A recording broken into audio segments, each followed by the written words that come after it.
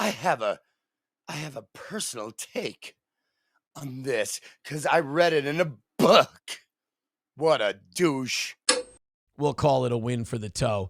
So this was very damning evidence against old Nick Rekieta. Now, this is Chad Zumock. Chad Zumock has been a breaker of news, like the compound stuff. He was in on that before anybody else knew. Chad has also done works like Welcome to Kumia Country. So I'm not really sure, but there is some stuff in here that sounded similar to something somebody that April and I know told me. And this person was no fan of mine. They're a friend of April's. They're no fan of mine, and they told me that in no uncertain terms. But they were like, I also need you to know that, like, Rekieta wants you fucking dead. Like, he really hates your fucking guts, and he's willing to make up anything to do it. But, like, it didn't sound exactly like what Chad's about to say here, but it sounded similar enough where I was like, this might be. I don't know. We'll let you guys decide. This is Zumock. Now, there was a theory that when April was schizo tweeting back in October or November, that Rekieta was doing it for her. And it makes sense because a lot of the things that Rekieta would then say to Patrick Melton about like bloody sheets and shit like that was exactly the same thing as some of April's tweets from back then. So and also I have a little story. April and I, when she was, when I filed for divorce and I said, and we were working out of time, I was like, you got to come get your stuff. We were tweeting we were texting very cordially and very nice. And she's like, this is, it sucks that it ended up this way. And I'm like, yep, it does. It sucks. But it was very mature. It was very adult. It was like, and I was like, take care of yourself, whatever. And I just kept it very light. Well, right around the time she would get back to Spicer, all of a sudden, out of nowhere, the messages would get really aggressive and shitty for like no reason. Like just out of nowhere, just boom, all of a sudden, like, I'm fine, I'm not addicted to anything, I'm like, what? We already said goodbye. Like that's it. That's done. And then back in like December or January, I had to do a thing for my phone. I had to set up a new account for me and the kids, and I needed April to release me from the other plan that we were on because I made her the manager of the account for some reason. Well, they had to get her on the phone, and I didn't want to talk to her. So I said, you talk to her, then come back and talk to me. We'll take care of it that way. She sent me a DM on Twitter saying, I'm really sorry you had to go through that. I don't want you to be upset. I'm worried you're mad at me now. And I wrote her back. I'm like, don't ever worry about me being mad at you. You just take care of yourself, blah, blah, blah. I'm fine. It was really nice. It was really cordial. It was like the last time we ever exchanged any message with each other. And then that night, again, like when it got really late, all of a sudden, and if what Chad's about to say here is true, then he did have access to her Twitter. Blocked. I was blocked right after that. We had this cordial, nice exchange. There was no reason for her to block me. We hadn't messaged before that, didn't message after. As soon as we shared a nice message, blocked, gone, done. Like, okay, that's a little weird. So what Chad's about to say here in this email does make a little bit of sense, but I do receive it with skepticism. Here we go. I got this email, and here we go. As someone who knows April well and has helped her through her living hell the past couple of months. Now, some people feel that this was Keanu. If it is who I think it is, and Chad's not lying, I know who this person is, and they do know April very well. Just know April was completely manipulated by both Aaron and Nick. You know what? I think that she probably feels that way.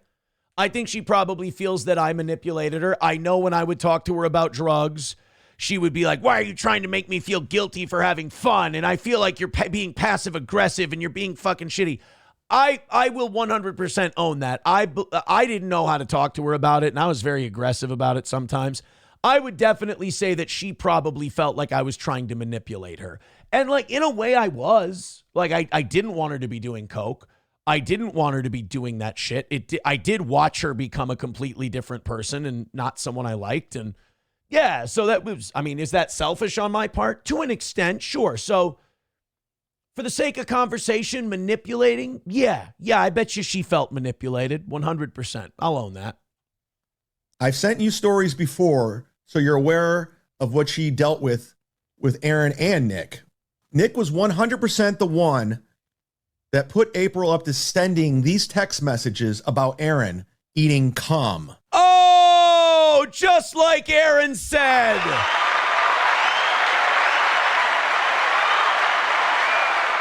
Did I not say that it's kind of weird that it took him 7 months to come up with this bullshit story? Did I not say that it was a little bit weird that, which by the way is even more fucked up if you're Nick, that means you thought of this fantasy in your head. And then you wrote to April and said, send this to me. No offense, bro. You're gay. He's gay! He's a gay cock! They were obsessed and determined to bring down Aaron after Aaron ratted them out to the police. And I don't know where this Aaron ratted him out to the police shit came from. Hey, retard, you had fucking coke on your nose on stream and you were in a goddamn K-hole, you dipshit. Your pastor, your in-laws, they all threw you to the wolves. They were already looking at you before you even had the fucking powder on your face. When you showed up with powder on your face and the whole internet knew, that's when I said, well, yeah, Nick does coke. I mean, it's kind of obvious. I didn't know that I was ratting anybody out. Kind of seemed obvious. And then after you got arrested and after you were already out, the police went, we're not saying you have to come in, but it would be a lot better for you if you came in. Like, it was not a we need you as a witness thing. It was you better come here and explain yourself kind of a thing. Right around that time, Nick also got April's password to her Twitter and took her Twitter over and would tweet as April. Oh, shit. The block would make sense. And if he's getting a hold of her phone and he's texting for her, it would totally make sense. I chalked it up to, we had the cordial text messages when we were getting divorced. And then I thought she would start drinking or she would get into booger sugar and then she would be, just out of nowhere become a cunt. If he's grabbing the phone and he sees, oh, they're texting cordially with each other, that would make a lot of sense. I'm not saying I 100% buy it, but it's plausible. Nick had completely brainwashed her at one point when she was at her lowest point. Oh, yeah. Nick used to do that narcissistic triangulation shit where he would tell me, I'm helping you, dude. I'm helping you. I know she's got a problem. But I'm helping you. Don't you worry about it. And then she would go to her, or he would go to her and he would go, you got to, he's just out of line with this not wanting you to do coke thing. He just doesn't want you to have fun. And it's just not. And he would tell her shit like, oh yeah, he's talking shit about you on the show. Cause she would go, friends of mine are telling me that you're saying shit about me on the show. I'm like, fucking not. Are you out of your mind? It's fucking him. So he did that narcissistic triangulation shit. I mean, which he's an insecure coward. I mean, he's a skelly. What are you going to do? Took advantage of her. I'm only sharing this with you because you seem to be the only guy who doesn't really take sides with Aaron and Nick. I got to give Chad that. That's 100% accurate. Whether this is bullshit or this is real, that is true. I don't like how you've treated April in the past. You said awful things. She's my friend.